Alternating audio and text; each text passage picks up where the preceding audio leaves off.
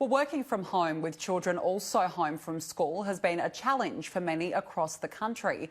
For parents whose children are living with autism, it can be even more isolating. For more, I'm now joined by Kathrine Peereboom, the founder of Spectrum Support. Kathrine, good afternoon. Thank you for your time.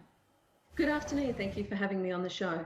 Firstly, how difficult is it right now for parents whose children are in that boat? You know, I've got three beautiful little boys who are all on the spectrum, and we've been at home now for a few weeks in isolation, and the challenge is real. Just trying to keep them entertained, trying to homeschool them whilst my husband and I are still both working full time. Also just trying to ensure that their frustrations remain at bay, as well as, making sure that we stimulate them enough so that their frustrations just, don't explode. So it does present its challenges. And how do children living with autism respond to being, I guess, out of routine, not going to school, not going about their usual day-by-day lives? Some individuals on the spectrum think that this is just fantastic. You know, isolation for them is their comfort zone. So getting to retreat into their bedroom with the iPad or something that they really thoroughly enjoy, it's a blessing to them. To others, like my boys, it is really, really challenging for them. Not being able to understand why they can't go and interact with their friends or their peers, or just simply go outside and do some of the activities that we do, going to the park or things like that. So it has been very difficult, but you know, with autism, it is a spectrum, and some are enjoying and some are not doing so well. Kathrine, take us through some of the coping mechanisms to help get parents and children through this period. Look, there's coping mechanisms, one for the individual with autism, and then there's also coping mechanisms for us as parents and carers. So for us primarily and firstly, we have to look after ourselves.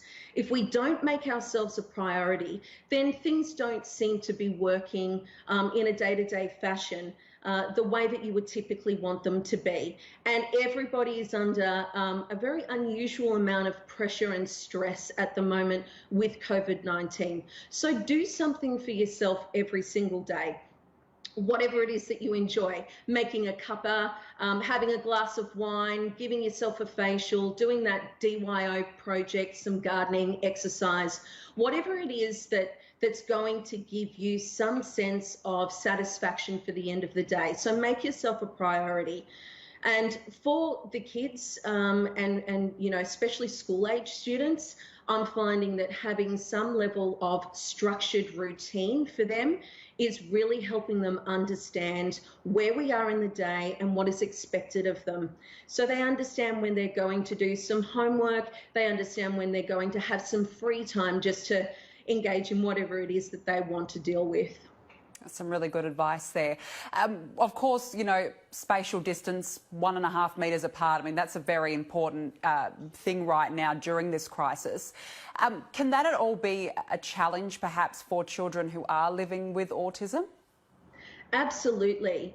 You know, part of autism spectrum disorder is not understanding social convention or social engagements or interactions.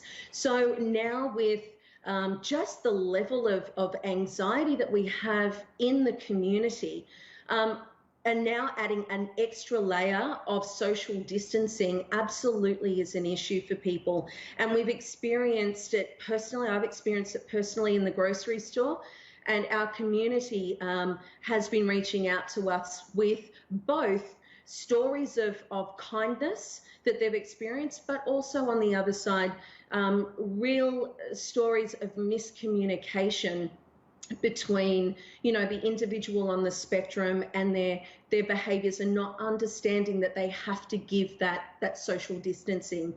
But what I will say is the autism community has really banded together, and it's just so wonderful to see, from autistic adults through to therapists and educators.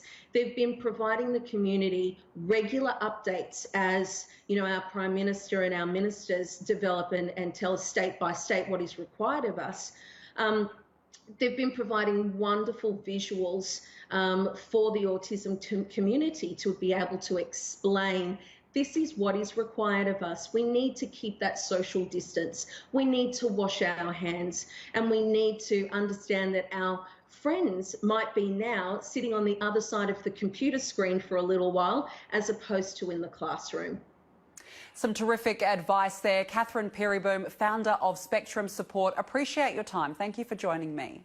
Thank you so much for having me. Have a wonderful afternoon.